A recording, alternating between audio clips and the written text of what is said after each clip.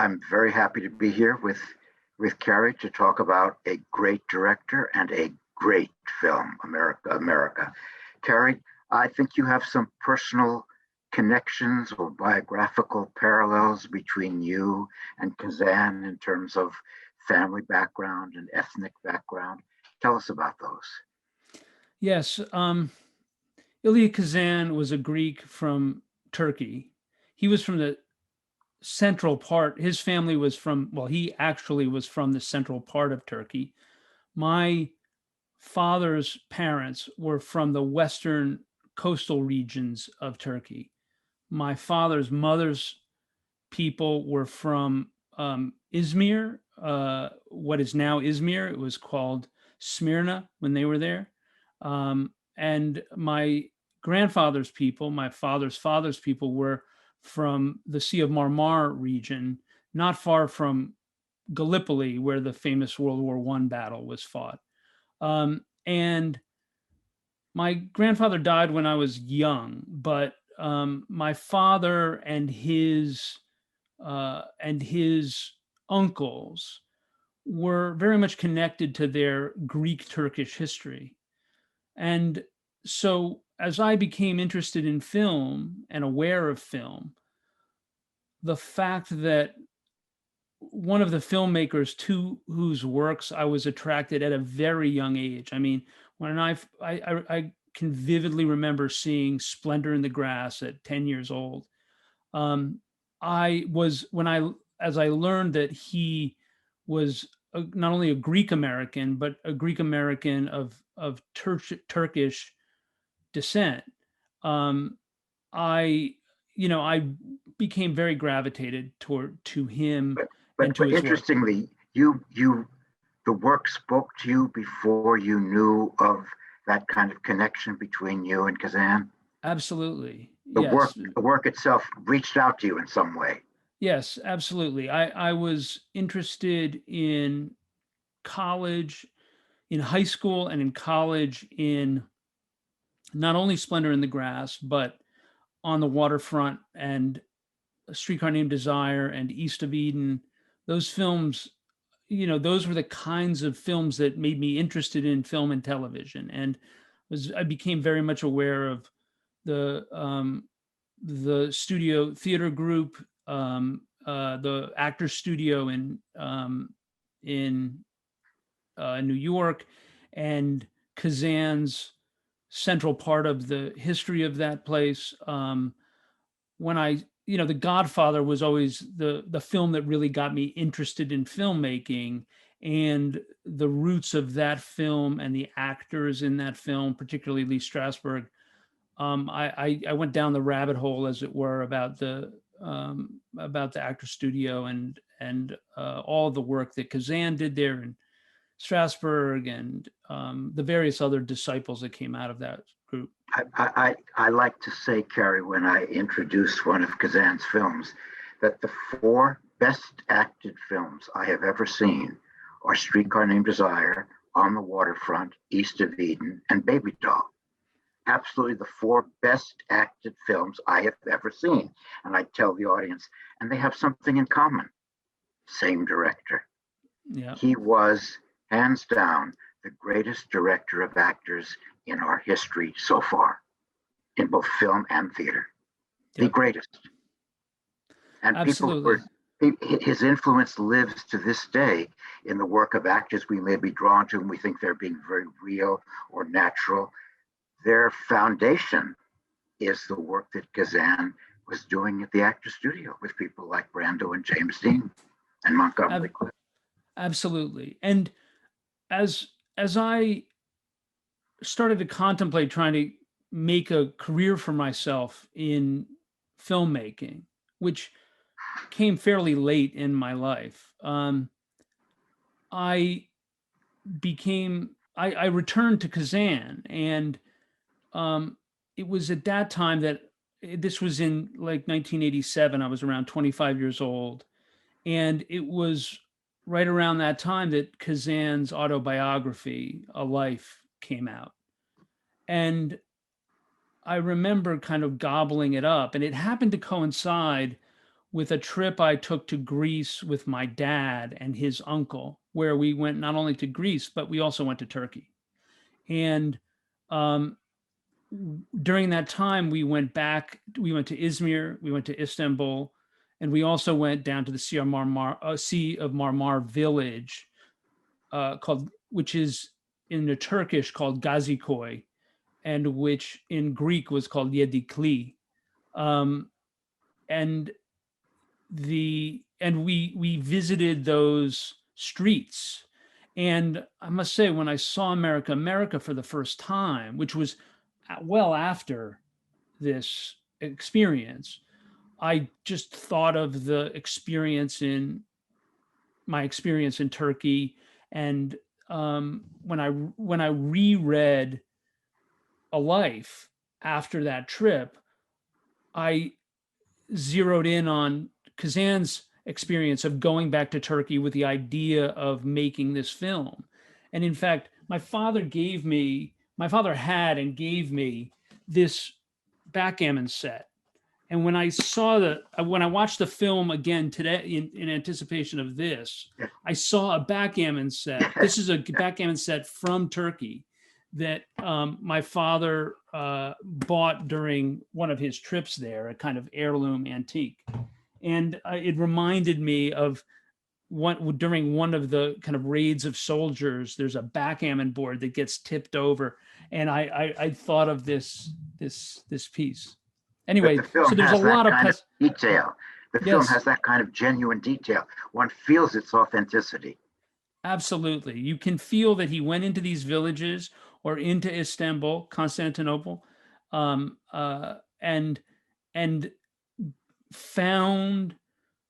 documented it in as verite a way as was, it was at the cutting edge of the verite movement in filmmaking. It's when cameras got smaller and you could really move the camera around. And Haskell Wexler, the cinematographer, came out of that tradition. And I think that that's why Kazan gravitated towards him. And you can feel that there's a lot of the times where the camera's locked off and it's very kind of proscenium depicted, but there's a lot of times where the camera is on somebody's shoulder and you've got that grain and that sense of viscera, the women in the film, the beasts of burden, the human beasts of burden in the film, the animals, the livestock, the villagers. You feel the authenticity of all of that. And what's interesting is the backgrounds are so real. But I remember, and I'm old enough to have seen the film when it came out. I remember seeing it at the Beverly Theater in Beverly Hills. And I went with some neighborhood friends. And at first, I saw the visual beauty and power of the film, but the actors were from the Actors Studio in New York, and they had New York accents. And I said, how can New York actors play in a film set in a foreign country? And they sound like New York people. And I was put off. But if you stay with it, there's such emotional truthfulness that the accents go by the way, and there's an inner quality that comes across, and that's Kazan's genius. He cast great actors whose inner life overcomes the fact that only Stathis is correct in terms of dialogue, because he is the real person, the real thing. The New York actors are in a way intruders, but their emotional truth is so great that it overrides the fact that their accents aren't perfect. It's a Absolutely. triumph. It's a triumph, because I was put off at first. I said, oh no, this film's not going to work. And then I was mesmerized, and it's one of my greatest. I think it's one of the greatest films I've ever seen. I couldn't agree more. And during one of our preparatory conversations for this chat, I was reminded of my experience going to Greece 4 years before my second trip. I went to Turkey, and I was primarily in Athens during that trip. And I went to see, it was my first trip to Greece. My mother was born in Greece. She was born on the Peloponnese of Greece. And I went back there with her. And my mother had had a very difficult life, and she had a lot of anger in her and a lot of tragedy in her life. And um, I went to an open air theater performance of Electra um, in Athens, and when I heard the actor come out who was playing Electra, and I heard her give that visceral, emotional monologue about the curses of fate in her life, 2,500 years of history collapsed. And I immediately saw the timelessness of the Greek tragic form of theater. And I believe, reflecting on America, that that's what those studio actors tapped into. And it's what Kazan tapped into. And it's what all, and so that's where the timelessness is of their performances, is that they're tapping into an eons old tradition of theater and performing it in a place where time stops when it comes to human emotion and human tragedy and human pathos. What they're portraying is universal. And I always say when I introduce the film or screen it, and I try to do it as much as possible, you don't have to be Greek to get America.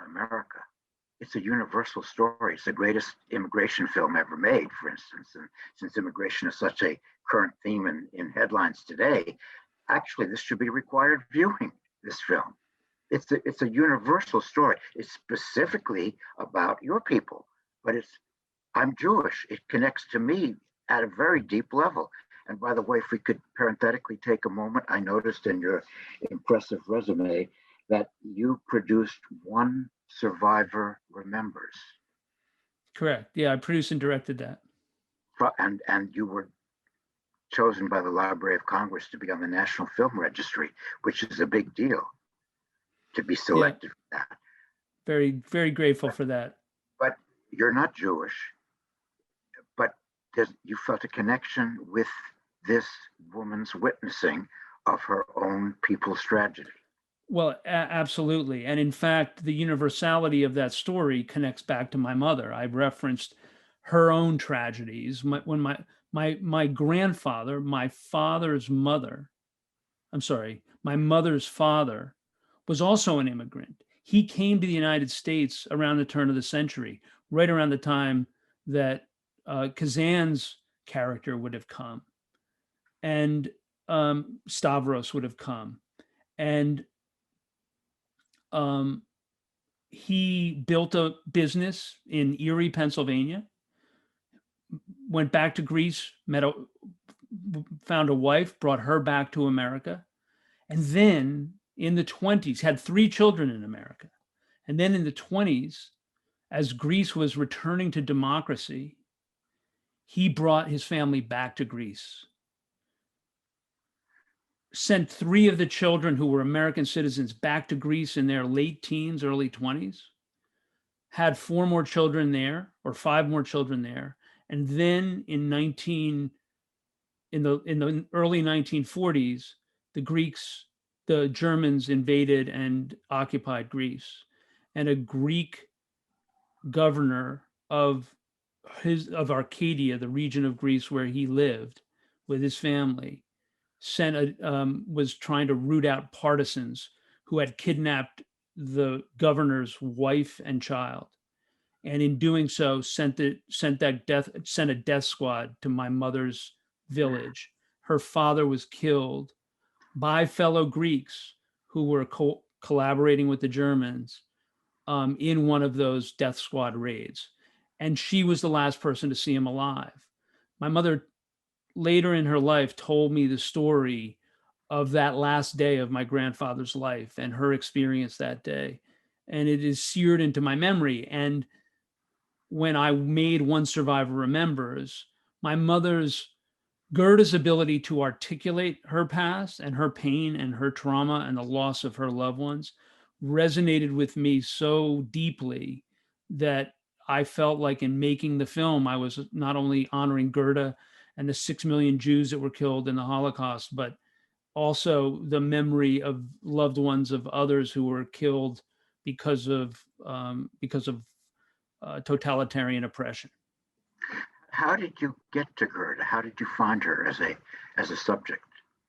I was working at the time as an executive for Sheila Nevins, who ran documentaries at HBO for close to 30 years.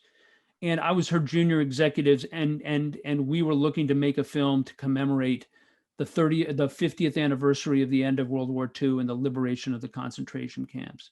And we talked to a couple of filmmakers about films that they were considering. None of those really resonated with us. Then both of us took separate trips to the Holocaust Museum in Washington, and we both, at the end of the permanent exhibit there is a film of testimonies, close to 80 testimonies that are compiled into one 80-minute long narrative film or documentary film. And we both came back from our respective trips, which happened over a long weekend, and we both felt Goethe was a person that could encapsulate the experience in just a 5 minutes of screen time she was in that film.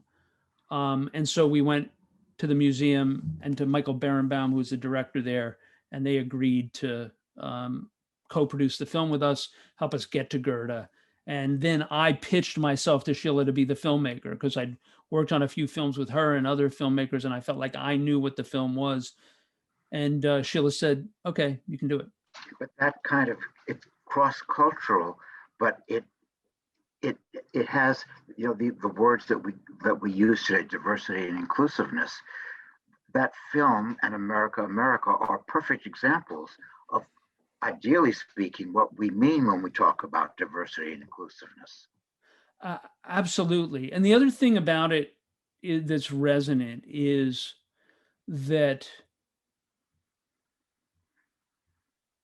Kazan felt that telling this story, his uncle's story, was deeply personal, because he could connect to the sense of otherness that his uncle felt, and the sense of wanting to be free, wanting to be out from under the foot of the authority. And he wanted, having served other people's visions for an illustrious career as a director, he wanted to serve his own vision. Well, I really tapped into that in working on One Survivor Remembers, because I felt that in Goethe's story, I was hearing my mother's story, and I've at the same time that we were making it, the Serbs were slaughtering the Bosnian Serbs were slaughtering Bosnian Muslims and Croatians, and I felt that in the Balkans, not far from where my parents were from, history was repeating itself. So I felt this very personal connection to the message that Goethe had. And I think that, I was tapping into something similar to what Kazan was tapping into and wanting to tell his story.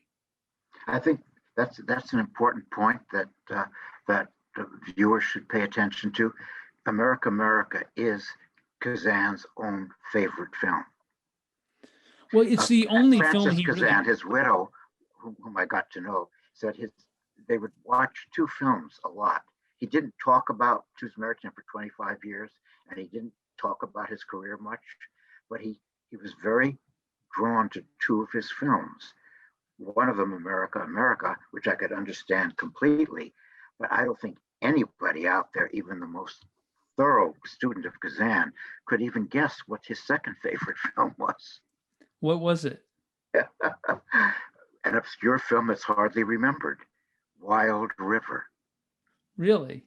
With Montgomery Clift, Lee Remick, and Joe Van Fleet. And Francis Kazan said that Kazan's favorite character in all of his work was the old lady played by Jo Van Fleet in Wild River. Interesting. And he would watch her performance over and over again. Well, she's a great actress. And he sort of created that whole film to tell that old woman's story.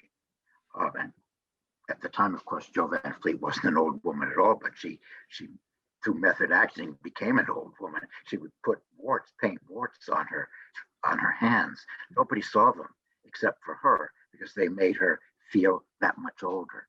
But those are his two favorite films. They meant the most to him. You're right, he served other people's vision. Tennessee Williams, John Steinbeck, Arthur Miller, and Arthur Miller, exactly. Bud Schulberg. Great, but he didn't write them. He wrote America, America. It's his story. It's his uncle's story, but it's his story. And I think, don't you think he identified a lot with that character and the character's sense of being an outsider, but also the ambivalence of that character? And the character has to make enormous compromises to achieve his goal. Absolutely. Absolutely. Well, and he's written as much, he said he's never felt more alive than when he was directing his own work. And when he was on the floor in Turkey, in Greece, I should say, making that film. Yes, and there's an aliveness about it. I don't know if we should get into this, and maybe they can cut it if they don't want it. But he had a lot of trouble with Haskell Wexler and disliked him intensely. I interviewed Haskell Wexler at a screening of America, America, and I have to say I shared Kazan's attitude. He was a very difficult man, terribly self-righteous. And so he was one of those orthodox radicals who punish anyone who doesn't agree with them totally. So he condemned Kazan for the past. I don't think he ever got over it. And well, so it's interesting. Resentment. I hear you, Foster. Although I met Haskell about 7 years ago when we did 2 screenings of America, America out here, one at the Writers Guild and the other at USC. Haskell came to both of them.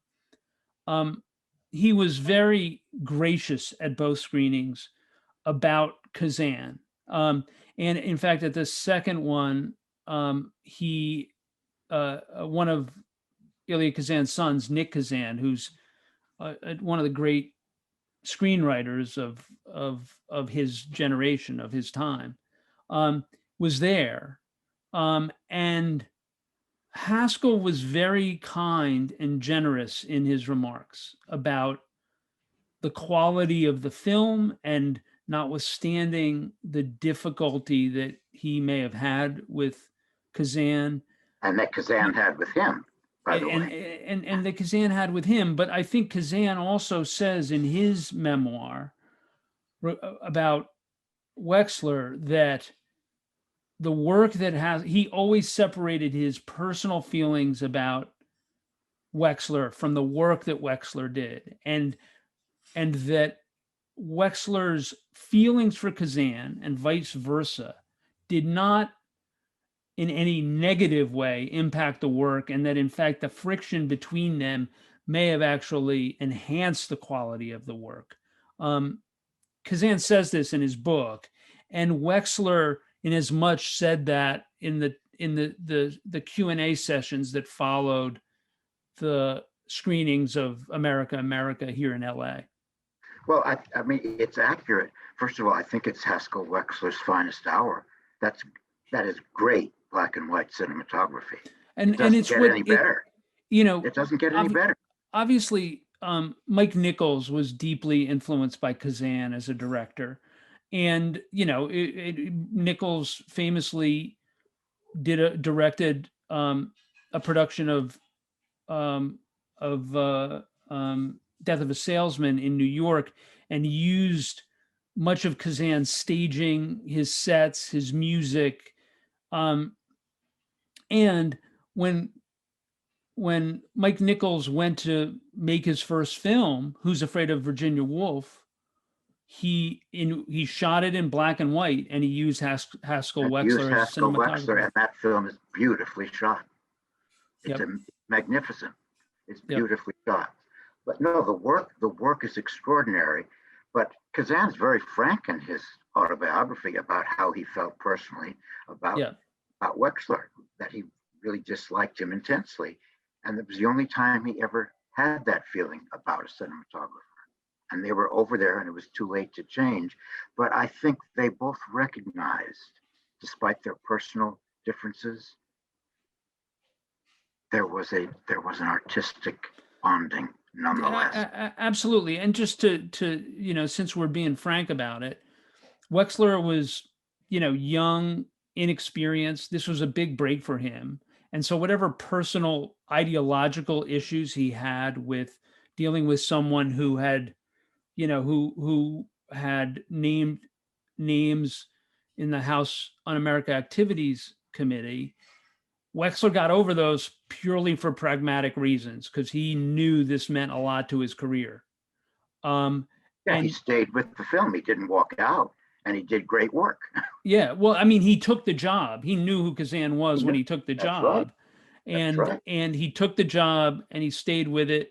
He was, he made life difficult for Elia, but similarly, Elia didn't fire him, even though he was He was tempted diff- to. yeah, he was He was tempted to, but tempted to, but he didn't. he because he saw the work he was getting, and if he hadn't liked the work, he'd have made other arrangements. Yep. The work is as good as it gets. The eye is extraordinary. But when I had the interview with Haskell Wexler and Stathis Yalalis and Lou Antonio at the Egyptian Theater, Wexler did say repeatedly it was Kazan's film. Mm-hmm. That is, he did feel he was serving a director's vision. Yep. He was working to Kazan's orders. Yeah. And I giving the want director what he wanted. and I didn't get a chance to ask Wexler this, but I wonder if to some degree when he did Medium Cool, which was his most personal film and one that he directed, whether he was inspired by what Kazan did on America on some level. On some level, but he was not anywhere near the artist that Kazan was. I don't think Medium Cool is a very good film, frankly. Well, But I mean, I leave it that. represents its period. It represents its period. Yeah, and It's, I don't. There are very few films that are as good as America, but I wonder if Wexler was on some level inspired by Kazan to want the big brass ring of directing a film and being probably. I suspect that's true. But Medium, the test of time is a very cruel test. Medium Cool doesn't make it, and America passes that test in triumph. Absolutely.